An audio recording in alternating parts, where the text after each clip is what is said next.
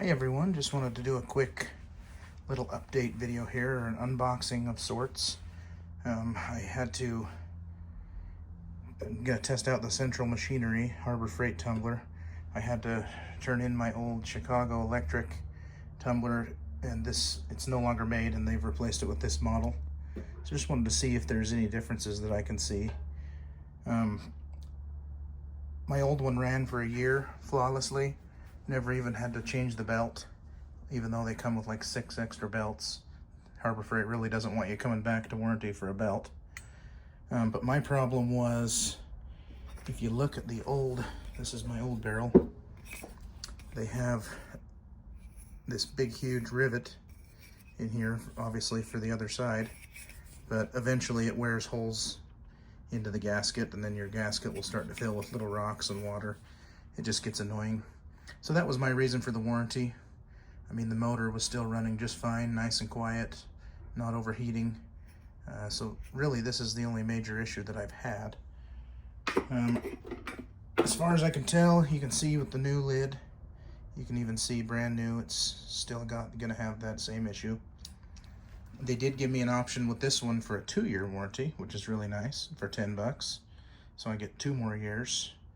So if it happens again, just go swap it out. I can't tell that there is any difference at all. These barrels are the exact same size, exact same everything. And as far as I can see, there isn't a single difference with the machine besides the gray paint versus red. Functionally, it all looks identical. The bearings look the same, the motor looks the same. There's just cosmetic differences. I'm sure there is something different with some bearings somewhere in there, but if you're on the fence or wondering if this one's better or worse, as far as I can tell, it's going to be darn near identical. It's no quieter. I'll just show you real quick. Put that on. Obviously with rocks, it's going to get even louder, but it seems to be literally identical. My guess would be that Harbor Freight has just switched to a different brand, a different factory with their same specs. It still has these same crappy black things. On my old one, I just put, let's see, little furniture felt pads, and you place them right here and here, here and here, and that will stop. One issue I had early on, I'll show you. You could see that it was starting to dig in without those. It would just sit and rub here, and it would dig into this black plastic and then just get black crap and rubber everywhere. Never had it again once I did that. But yeah, I still recommend the machine. I'll see if there's any issues with this one, but my guess is functionally it's going to be completely identical. All the parts look to be interchangeable. It is kind of interesting timing because I'm right in the middle of my full tutorial test on how to use these machines. So half of it's going to be the red Chicago and half of it's going to be the gray Central Machinery. But if anyone has any questions and they haven't actually had their hands on one, feel free to ask. But I don't see anything here that would scare me off from buying one. If you liked the Chicago, I'm sure you're going to like this one. If you hated it, I'm sure you're going to hate this one too. But thanks for watching. Okay guys, just wanted to give a quick little 24-hour update here. I'll turn it off.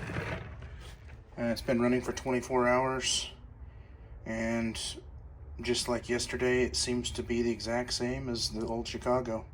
The same issues. Again, it's almost impossible to keep these centered, no matter how level you have it, so the felt pads really help. The motor, I took this off just because when they're brand new, I always grease the bearings on the back and then up under here where they go in right here. Some people just leave this off for heat purposes. It's plenty hot. I mean, there's a lot of heat coming off, but I don't think it's hotter than my other one, so I'm going to put the covers back on and just keep it running and see. They just come with this little tiny crappy black fan. I don't think it moves any air at all. Just seems more of a gimmick than anything. But I've never had a problem with my old one. Like I said, I never even changed a belt on it in just almost a year. Just like my old one, in case it does get too hot, I've always kept it on a piece of welder's cloth just to help not start a fire if something goes wrong. Although if it gets to that point, it should theoretically trip my breaker. You always want to run a GFCI outlet with these. But yeah, it's been 24 hours. It's running nice and quiet, working great. No complaints beyond what I've always had. So again, if you like the old one, you'll like this one. If you hate the old one, you're gonna hate this one.